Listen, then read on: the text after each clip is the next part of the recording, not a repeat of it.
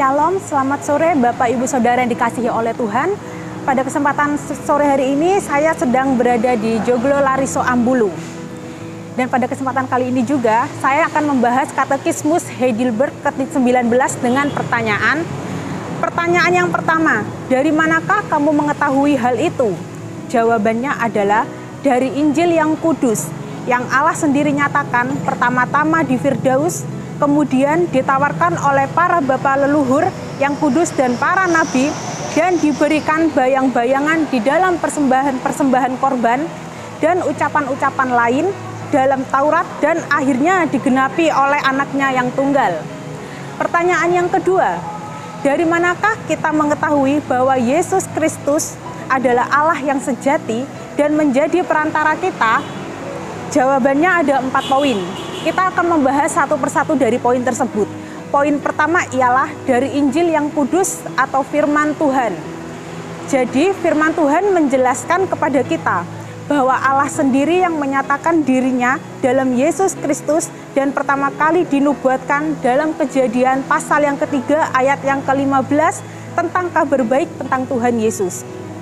Mari kita buka dalam Kejadian pasal 3 ayat yang ke-15. Aku akan mengadakan permusuhan antara engkau dan perempuan ini, antara keturunanmu dan keturunannya akan meremukkan kepalamu, dan engkau akan meremukkan tumitnya. Di dalam ayat ini tersirat janji Allah yang pertama mengenai rencana penebusan dunia.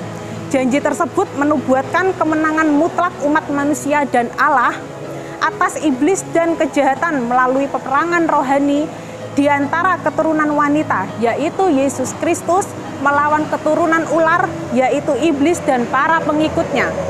Dapat kita lihat dalam Yesaya pasal yang ke-53 ayat yang ke-5, yang bunyinya, tetapi dia tertikam oleh karena pemberontakan kita. Ganjaran yang mendatangkan keselamatan bagi kita ditimpakan kepadanya, dan oleh bilur-bilur kita menjadi sembuh. Untuk poin yang kedua dijelaskan, ditawarkan oleh para bapa leluhur yang kudus dan para nabi. Kisah Para Rasul 5 ayat yang ke-32. Dan kami adalah saksi dari segala sesuatu itu. Kami dan Roh Kudus yang dikaruniakan Allah kepada semua orang yang mentaati Dia. Poin yang ketiga diberikan kepada bayang-bayangnya di dalam persembahan-persembahan korban dan ucapan-ucapan lain dalam Taurat.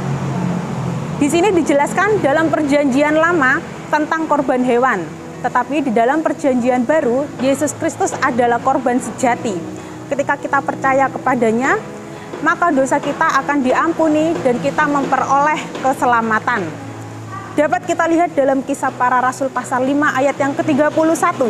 Dialah yang telah ditinggikan oleh Allah sendiri, dengan tangan kanannya menjadi pemimpin dan juru selamat, supaya Israel dapat bertobat dan menerima pengampunan dosa. Untuk poin yang terakhir, yaitu poin keempat, digenapi oleh anaknya yang tunggal. Di sini dijelaskan bahwa kesempurnaan rancangan keselamatan Allah telah dinyatakan kepada manusia, mulai dari Perjanjian Lama, yaitu sejak manusia jatuh ke dalam dosa, kemudian dilanjutkan dengan nubuat yang dilakukan oleh para nabi yang kemudian memuncak dan digenapi dalam diri Yesus Kristus. Kita dapat melihat dalam Injil Galatia 4 ayat yang ke-4 sampai ke-6. Ayat ke-4 yaitu, tetapi setelah genap waktunya, maka Allah mengutus anaknya yang lahir dari seorang perempuan dan takluk kepada hukum Taurat. Ayat yang kelima, ia diutus untuk menebus mereka yang takluk kepada hukum Taurat, supaya kita diterima menjadi anaknya. Untuk ayat yang ke-6, dan karena kamu adalah anak, maka Allah telah menyuruh roh anaknya ke dalam diri kita, yang berseru, ya Aba, ya Bapa. Dengan demikian, tugas kita untuk terus mewartakan Yesus Kristus ke seluruh dunia sampai akhir zaman, sehingga seluruh dunia mengaku bahwa Kristus adalah Tuhan. Sekian pelajaran katekismus pada sore hari ini. Kiranya pelajaran ini dapat menjadi berkat untuk kita semua. Saya undur diri, shalom dan selamat sore.